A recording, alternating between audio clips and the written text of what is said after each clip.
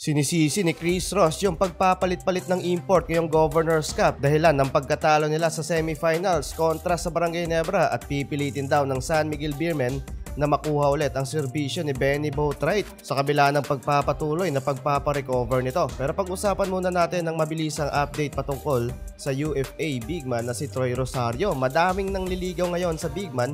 Una na dyan ang TNT Tropang Giga at kahit ang independent team na Converge X-Fivers handang makipagsabayan sa bidding para kay Troy Rosario. Pero finally, SMC making the moves na din mga idol at magkakaroon nga ito ng negotiation sa mga susunod na araw kung sakaling makuha ng SMC Group si Troy Rosario. Sa iyong palagay mga idol, saan kupunan kaya siya mapupunta? Eto nga ba ay sa Barangay Nebra or sa San Miguel Beermen?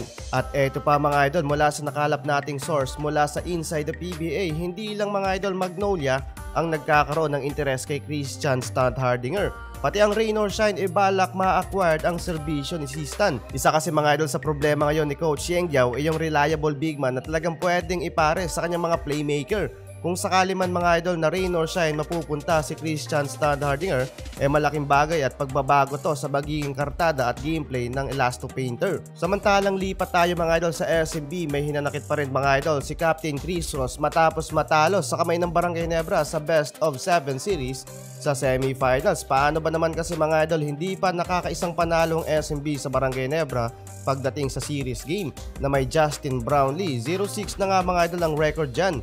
Samantalang sa reklamo ni Chris Ross kaya daw natalo ang SMB dahil sa constant change ng import. Well, may punto din naman doon mga idol kung usapang chemistry lang. Una kasi mga idol, original import talaga dapat ng SMB, itong si Taura Sogelia. Nakapag-practice na to kasama ang Beermen pero hindi rin nakapaglaro sa regular season dahil agad din nag-switch ng import ang koponan at kinuha nga nila dito si Jordan Adams at kalaunan sa ongoing conference pinalitan naman ni Sheldon Mack with 1 game lang yan mga idol ngayong conference. Tapos binalik ulit si Adams, then na-injured at etong si E.G. Anoseki na ang naging huling import nila. Well, yung tinutukoy dito ni Chris Ross ay yung kakulangan nila sa preparasyon at pag-build up ng chemistry dahil sa pagpapalit-palit ng import halos disorganized din ng SMB.